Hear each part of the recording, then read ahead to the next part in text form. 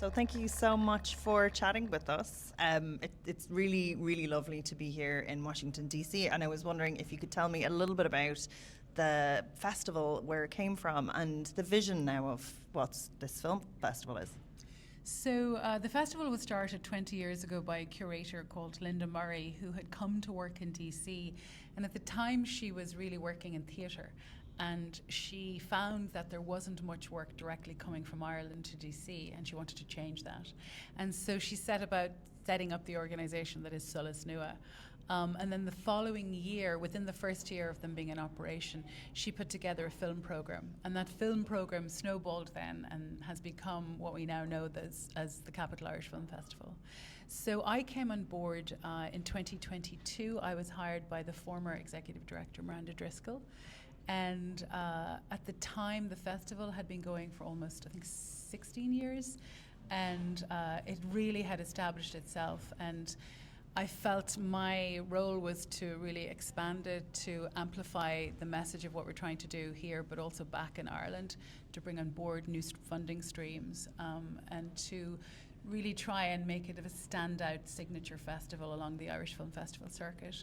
And I suppose I look at it as being the platform for Irish independent film in DC, but also in the US. We partner with a lot of other Irish film festivals. We're also part of this really wonderful network called NAFONA, which is a network of independent Irish film festivals across the state. So it's really wonderful because if we're engaging with artists in Ireland, we're bringing them to DC, but we're also looking at bringing them to Chicago or to New York, or partnering with San Francisco or Seattle or LA. So it's a wonderful opportunity. And then in terms of, the curation of the program and what we want to show, I'm really looking to center women's voices. I'm looking to help audiences here discover new Irish voices, new talent on screen. So more than half the program this year are directors making their feature directorial debut. Irish language is also central to the program. So this year we have 14 films that feature Irish dialogue. And then I suppose films that really reflect the pluralist, modern, contemporary Ireland that's as multifaceted and universal as any other place could be. And in terms of the people who come watch the films, is there a distinct audience? Does it change every year?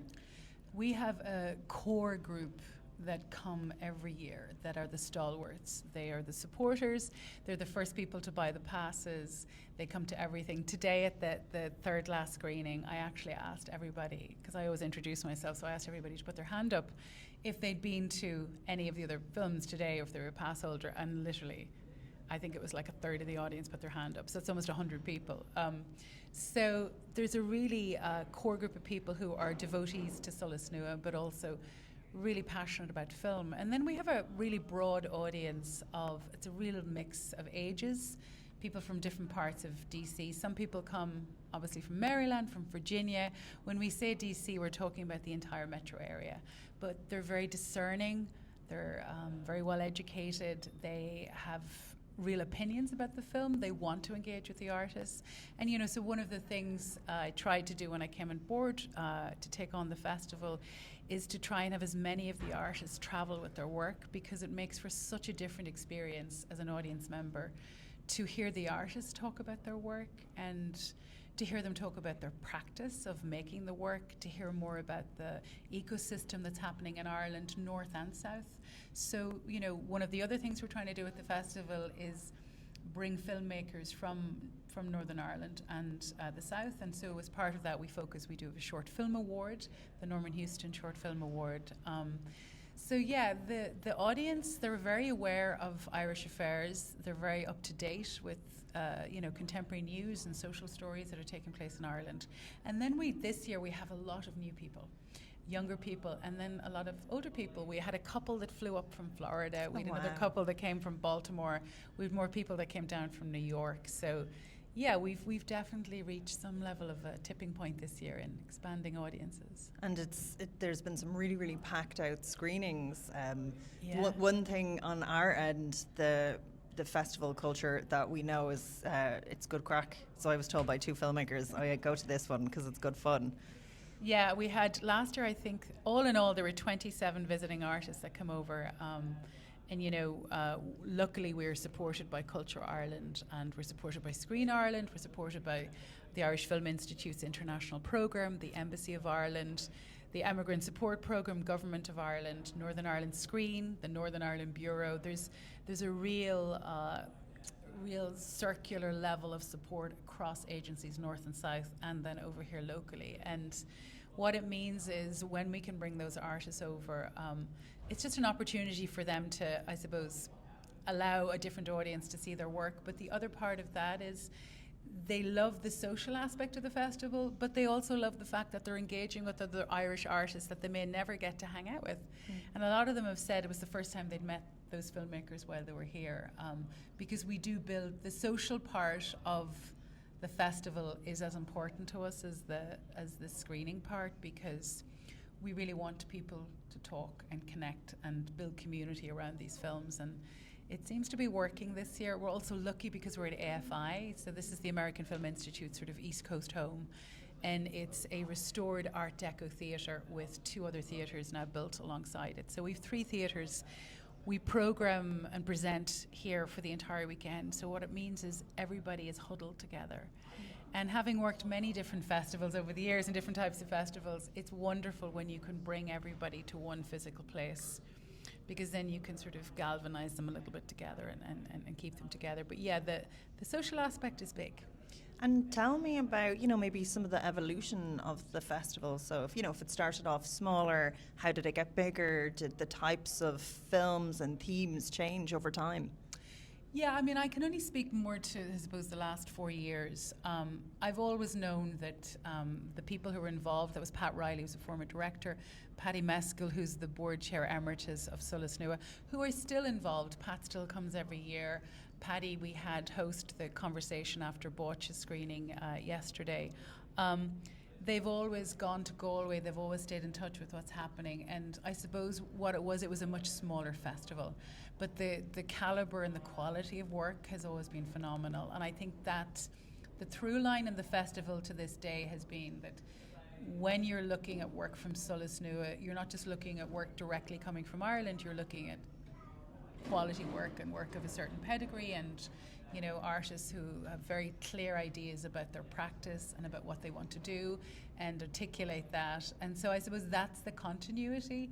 Where things have shifted and changed, there are some program strands. For example, this year, the language was one program strand, music was another, obviously politics and social realism was another strand. A lot of it is determined by the films, and this year was very, very different to last year. But I think, centering new voices, women's voices, really putting a spotlight on the language, also having a focus on film from Northern Ireland.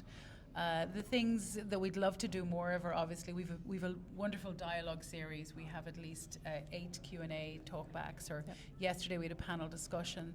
So this year we've expanded with our partnerships. We partnered with University College Dublin Creative Futures Academy. So we had PJ Matthews over to speak with Nuala O'Connor from South Wind Blows about their film In Time Donal Lunny. And then we partnered with University College Cork and University of Notre Dame on a documentary by Ruan McGann, Daniel O'Connell, the Emancipator. And for that one, then we also partnered with the American Irish 250 Committee, who are organising a year-long series of events honouring the connection between Irish people and the origins of the United States of America as it started out in 1777. So there's a lot of partnerships, there's a lot of expansion. Obviously one area that's also grown is in terms of our funding and having those sort of relationships that have deepened and grown with Ireland and with those funders in Ireland. And then also expanding on that, especially like this year we've just started conversations with TG Cahir, because we're presenting 14 films that have Irish in them, and I think 6 of those films were directly funded by TG Cahir, Comisiún Man. So I think ultimately what we're trying to do is to be a home for Irish filmmakers to come to the States. So there could be a filmmaker, like there was filmmakers coming over, we screened their film, they couldn't be with us because their film is actually going to release next month. So one of the things I was trying to do was to basically figure out, well, what other cities could they bring that film to in terms of lining that up with their release. And I suppose having the network of those relationships in DC, and the fact that I live in New York City and come down to DC and then have these relationships across the US is super helpful. And then I would just say, we're also part of this wonderful ecosystem over here within the Irish diaspora. And the connections are phenomenal. So there's, just in DC, there's Irish Network DC. There's a new network that's just started called the Shift Cultural Network. There's also the Global Irish team at the embassy and at the consulates. And then these other arts organizations that happen to focus on Irish presentation, whether it's in New York or down here. So it's a vibrant, living, moving thing. I just hope that we can keep enticing those filmmakers to come over here. We've a few North American premieres. We're not afraid to take risks with new voices, and luckily I get a chance to go to Ireland every year and see the work, and then start those conversations with filmmakers and build that rapport and those relationships.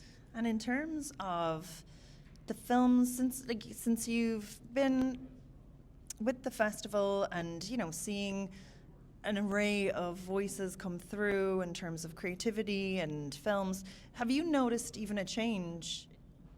I suppose one thing that I've noticed is that first of all, there's a lot more film than there was even 4 years ago.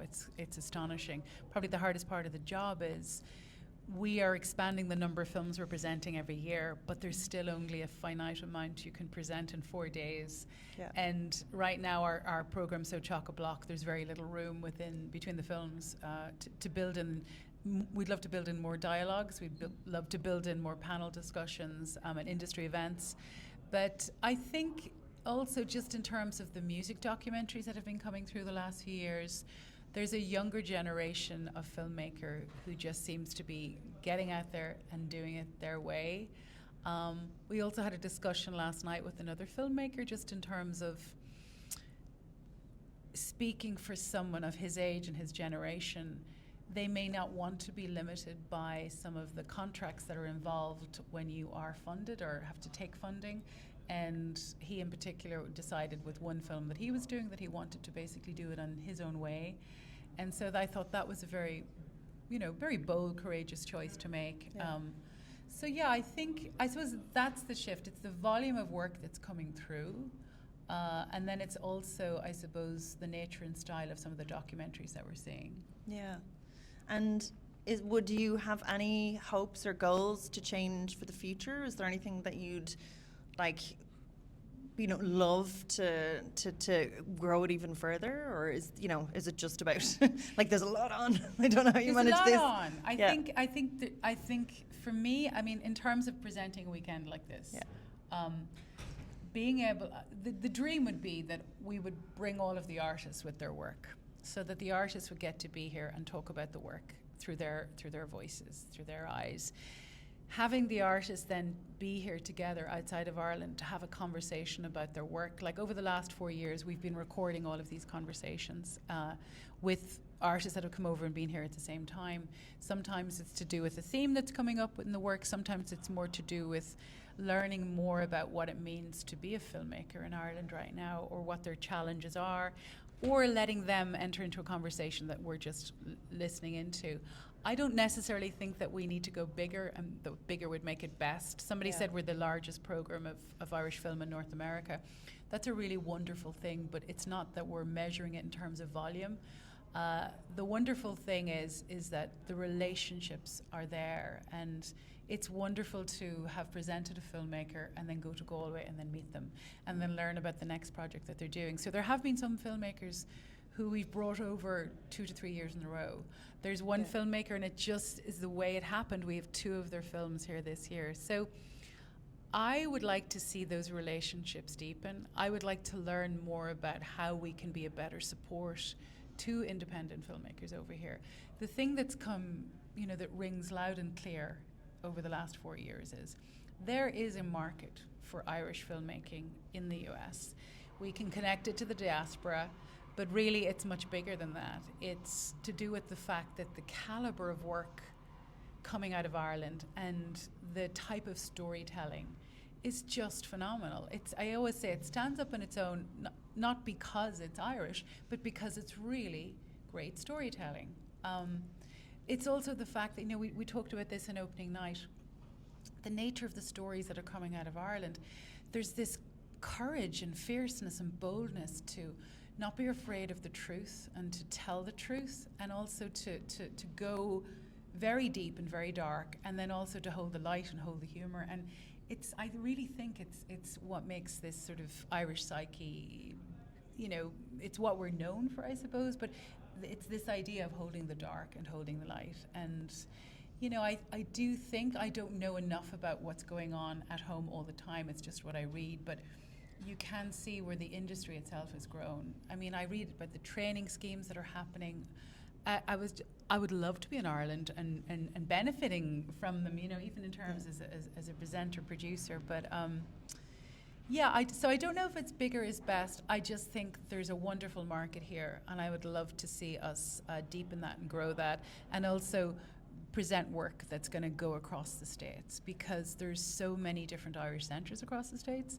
And then also we have these relationships in terms of being able to give a filmmaker an opportunity to potentially release, you know, their film, or at least help them get it across the States. And what is the element that you're most proud of, or your favourite piece of the festival to do? Oh, overall? Yeah. I think, you know, I would say it's probably getting to know the filmmakers, but there is a moment, you know, I wrote an email to everybody at the start of the festival, and I just had a little emotional heartstring, you know, tug, just remembering when I saw their film, you know, and what it did to me and how moving it was, or just something I discovered in it. So I do think it's the work, I suppose, predominantly, but it's also getting a chance to meet the filmmaker, you know, and also understand maybe there's something that we can do to connect them. Maybe it's beyond the festival, or not through the festival, but, you know, I've always worked in the arts, you know, coming from a performing arts background initially, and I don't know, just the life and the work of the artist and the role of the artist in society. You know, it's so important that we support artists, that we give them what they need to do their work. They know what they need. And so we do it in a very small way with the festival, but we know it's meaningful from the feedback we get from the artists, which is the best ever. I suppose that's it, to hear back from a filmmaker. By being at your festival, I was able to do this. You know, Denise Deegan was with us last year. Yay, Denise. Yay, Denise. Yay. And oh my gosh, she's just, you know, she's just a ball of light. But she just had a really powerful experience. There was some connections that we were able to make for her here that led to her film going on and being taken up by a different network, and that was wonderful. Another filmmaker had actually submitted his film via Film Freeway. And, you know, I obviously choose a lot of the work from what I see, but I also accept submissions from Film Freeway. And it was just such a phenomenal film. And he'd never made a film before. He wasn't funded. I think he had a small amount of money from Northern Ireland Screen. But he basically, we screened his film, and that film went on to get picked up by one of the bigger festivals in Ireland. And so it really taught us something, that, oh, there's actually, we have this, you know, it's a dual carriageway. There's room and opportunity to connect and to give something back, even as we're presenting the work here. So yeah, we're much closer than we think we are to Ireland, which is great. Yeah, it isn't, and they've direct flights, which is the main thing, which is the handiest thing. But thank you so much. It's been just a really wonderful festival, and yeah, I hopefully look forward to coming back, and definitely would recommend anyone to submit their film. Thank you so much, Gemma. It's been great to have you and to do these interviews, but also it's been so great to have your film conveyance. Oh, really brilliant. Thank you so much for screening it. It was a real honour.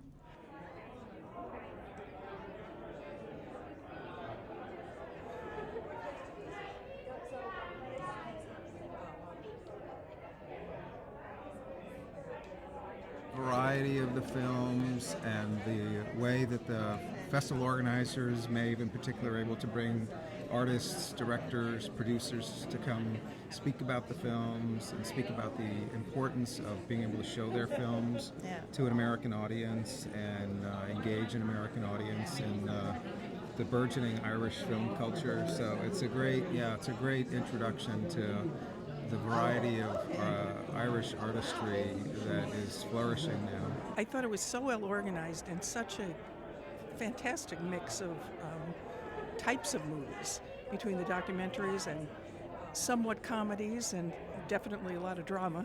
It's not my first time, but I haven't always been able to come as frequently as I'd like. But this year has been great. I seek out Irish films when I can find them, and New York has a couple of festivals, but they're shorter ones. There's not as many filmed.